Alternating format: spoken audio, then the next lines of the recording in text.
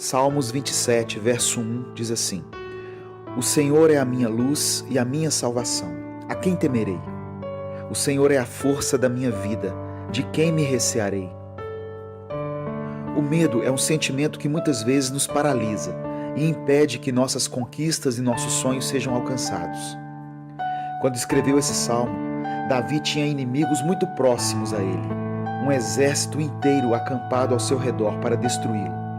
E mesmo assim Davi podia dizer: ainda que um exército se acampe contra mim, meu coração não temerá. Ainda que se declare guerra contra mim, mesmo assim estarei confiante. Davi era um homem que sabia do que estava falando, e ele nos ensina a superar o medo. Deus não é um amuleto da sorte que você usa quando quer. Davi está falando aqui sobre um modo de vida que está totalmente focado em Deus, que se agarra ao Senhor com fé em qualquer situação, por mais desesperadora que ela seja.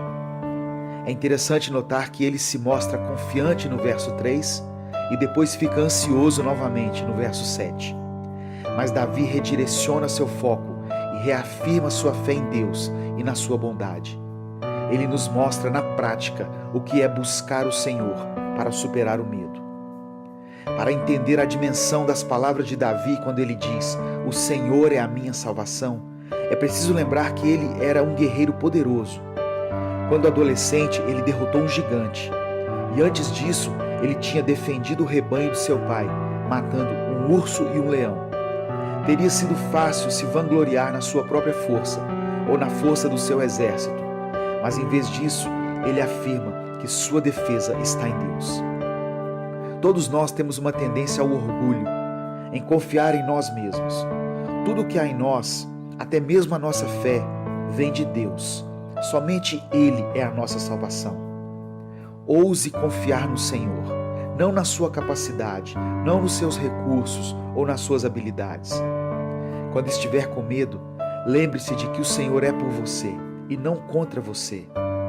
Se você colocar toda a sua confiança em Cristo como seu Salvador, então você poderá dizer: o Senhor é a minha luz e a minha salvação. A quem temerei? Deus é tudo o que você precisa. Ele está ao seu lado.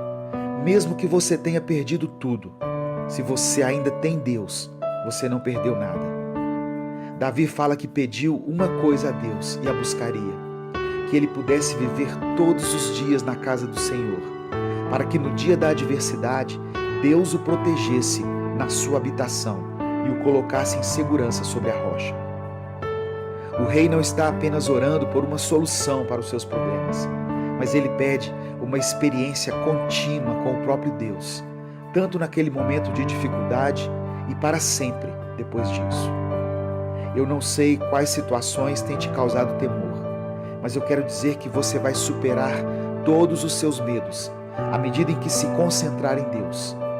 A única coisa que você precisa é habitar na presença do Senhor todos os dias da sua vida. Eu quero orar por você. Senhor, tira de nós o medo que tem nos paralisado, que tenhamos fé suficiente para depositar toda a nossa confiança no Senhor e descansar em Ti. Que não seja apenas uma oração no dia da adversidade, mas que possamos ter um relacionamento com o Senhor e que possamos habitar na Tua casa para sempre. Eu oro em nome de Jesus. Amém. Deus te abençoe.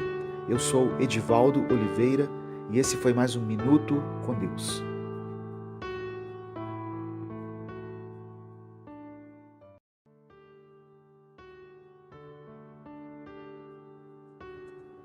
Salmos 71, verso 20, diz assim: Tu que me fizeste passar muitas e duras tribulações, restaurarás a minha vida e das profundezas da terra de novo me farás subir. Às vezes é difícil imaginar por que é que mesmo depois que entregamos nossa vida a Cristo, ainda estamos sujeitos às provações e tribulações da vida. Por que um Deus bom e amoroso permite que passemos por coisas como uma enfermidade, uma separação, um desemprego, a morte de um filho, preocupações e medo? Na mente da maioria das pessoas fica a pergunta: será que Deus me ama mesmo? Por que as coisas são tão difíceis para mim? Se Deus tem poder sobre todas as coisas, por que então Ele não resolve os meus problemas? Não duvide do amor de Deus. A Bíblia nos ensina claramente que Deus ama os seus filhos. E em Romanos 8:28 diz que todas as coisas cooperam para o bem daqueles que amam a Deus. Podemos entender então que as provações e as adversidades que estamos enfrentando fazem parte do propósito de Deus para a nossa vida. E elas são para o nosso bem, por mais que a gente não entenda. Tem pessoas que, se não tivessem enfrentado um problema sério na família, como a morte, a enfermidade ou uma crise no casamento, não estariam hoje na presença de Deus. Tem situações que você está enfrentando que talvez só serão compreendidas na eternidade. O apóstolo Pedro diz o seguinte: nisso vocês exultam, ainda que agora, por um pouco de tempo, devam ser entristecidos por todo tipo de provação. Assim acontece para que fique comprovado que a fé que vocês têm, muito mais valiosa do que o ouro que perece, mesmo que refinado pelo fogo, é genuína e resultará em louvor, glória e honra quando Jesus Cristo for revelado. Receba essa promessa em sua vida. Suas tribulações vão resultar em louvor, glória e honra. O salmista diz no capítulo 71 que o mesmo Deus que o fez passar por muitas e duras tribulações restauraria a sua vida e o ergueria novamente. Entenda que suas provações não são maiores do que o seu Deus, como diz a canção, e não vão te impedir de caminhar. A verdadeira fé do cristão será confirmada e aperfeiçoada pelas provações que sofremos. Paulo disse que a tribulação nos traz mais perseverança e experiência e renova a nossa esperança. Talvez você esteja sofrendo e enfrentando problemas que são fruto de suas próprias escolhas erradas. Deus nos perdoa, mas de acordo com o que plantamos, vamos colher as consequências. Ainda assim, saiba que Deus não se esqueceu de você, mesmo se tivermos que sofrer as consequências naturais dos nossos pecados. Tiago disse que felizes são os que perseveram na provação, porque depois de aprovados, receberão a coroa da vida que Deus prometeu aos que o amam. Eu quero orar por você. Senhor, eu te agradeço porque sei que em todas as provações e tribulações que tiver que enfrentar nessa vida, nós teremos a vitória em Cristo. Mesmo que minha vida esteja sendo bombardeada por todos os lados, em todas as áreas, eu sei que o Senhor não se esqueceu de mim. A tua palavra diz que nenhuma provação será maior do que a nossa capacidade de suportá-la e que o Senhor nos daria livramento para que a pudéssemos suportar. Que a tua palavra se cumpra então na vida daqueles que estão ouvindo essa mensagem, daqueles que estão enfrentando dificuldades. Derrama do teu amor e da tua misericórdia sobre essa família, Pai. Eu te peço em nome de Jesus. Amém. Deus te abençoe. Eu sou Edivaldo Oliveira e esse foi mais um Minuto com Deus. Romanos capítulo 4, verso 18 diz assim: Abraão, contra toda a esperança, em esperança creu, tornando-se assim pai de muitas nações. Como foi dito a seu respeito, assim será a sua descendência. Quando estamos diante de grandes desafios, não podemos olhar para as circunstâncias, mas devemos fixar os olhos em Deus. Quando o Senhor chamou Abraão em Gênesis 12, ele estava diante de um grande projeto de Deus, que iria mudar radicalmente a sua vida. Mas para isso ele teria que sair da sua zona de conforto, deixar a sua terra e a sua parentela e ir para uma terra que Deus ainda ia mostrar a ele.